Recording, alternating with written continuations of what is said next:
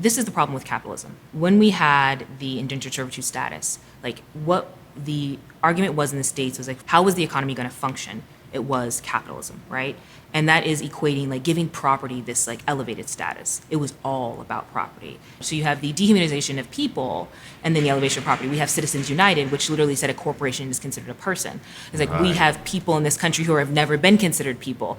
And it's like we talk about the protests that are going on now, right? It's like, oh my gosh, there's violence in the streets. It's like, no, this is property destruction. And even under the law, property destruction is not a violent crime. Under the law, a violent crime is that which is oriented towards a person or harms a person.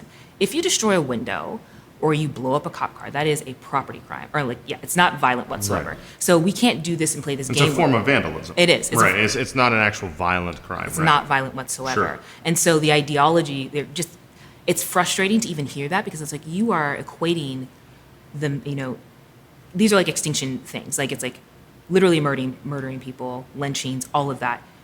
This is like a response to an insane amount of harm over a very extended period of time. And you bring into the conversation how your car got burned. This is not the conversation that we can be in as far as the context, right? So we need to get away from treating people and property the same. And that's how capitalism is like so intertwined with the idea like how this systemic racism continues. Because, and again, this links into policing. Police started as hired guns for rich people. It was, protect our property in the North. And then like, as far as the South, it was like, chase down enslaved Africans who were trying to escape to freedom. And it was like, that's where policing started. And then after it had been like picking up, it's like, okay, we need somebody to protect our property rights, right? Which are somehow end up subjugating human rights. We protect our property rights, and what rich people were able to do was convince the public, hey, the police are a public good. Therefore, you guys pay for it. So it became something that we covered with tax money. And so since then, the people who are protected by the police are never common people, are never even like middle class people. It is a very specific group of people who are protected, and it's always about property. It is never about preservation of human life, which is why they're walking around with guns and they have tactical gear and they're totally militarized. Because again, they don't care who they harm right here. It is always to respond to property owners. And I think the other thing is seeing that in the context of what a culture has had to do repeatedly, what a specific race has had to do repeatedly over and over again to get dominant culture to bend. And power concedes nothing without blood. So the thing is, it's like the idea that you have the power.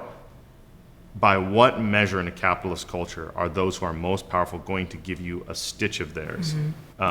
Whatever that be, rights, freedom, land, money, a voice, doesn't fucking matter. Yeah. They're like, I don't have to, but once you have the capacity to disrupt their money, exactly, that is the only linchpin that you have to make a real play.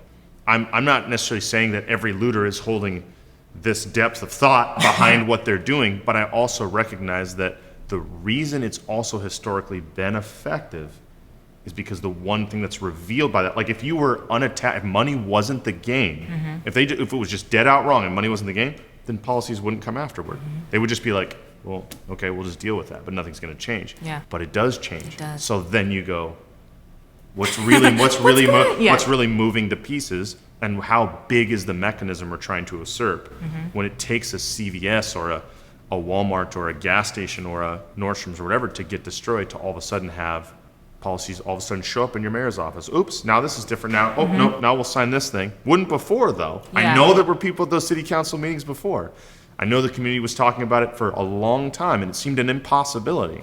And once your city seemed like it was a powder keg, you're like, well, we can do this now. And it's like, why? Because you'll fuck the money up. Yeah. Yep. So I hear you on that. I think that's such a great way to paint it, because I think that's maybe the disconnection people just don't see. They're like, oh, this looks like a bunch of like rap scans and whatever, and like, what would be the point of that? And it's like, this shit works. No one's out there like, but they're also like condemning it, like you said, and then also that subtle relabeling to violence is a clever way, again, to bite on these old narratives of blacks as uncontrollable, savage, and whatever. So